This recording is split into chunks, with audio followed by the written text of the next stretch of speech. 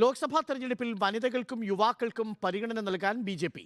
സ്ഥാനാർത്ഥി നിർണയത്തിൽ 33% വനിതാ സംവരണം നടപ്പാക്കാനാണ് ശ്രമം. പാർട്ടിക്ക് പുറത്തുള്ള വനിതകളെയും സ്ഥാനാർത്ഥികളായി പരിഗണിക്കുന്നുണ്ട്. സ്ഥാനാർത്ഥി നിർണയം എത്രയും വേഗം പൂർത്തിയാക്കും.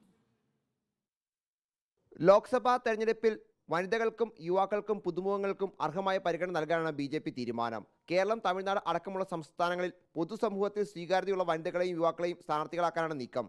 കലാ സാംസ്കാരിക രംഗത്തുള്ളവരെ മത്സരരംഗത്തിറക്കും. ബോളിവുഡ് താരം കങ്കണ റണൌത്ത് അടക്കമുള്ളവർ പരിഗണനയിലുണ്ട്. പിന്നാക്ക വിഭാഗത്തിൽ നിന്നുള്ളവർക്ക് അർഹമായ പരിഗണന നൽകുന്നതിന് ഒപ്പം 33% സീറ്റ് വനിതകൾക്ക് നൽകാനാണ് ആലോചന.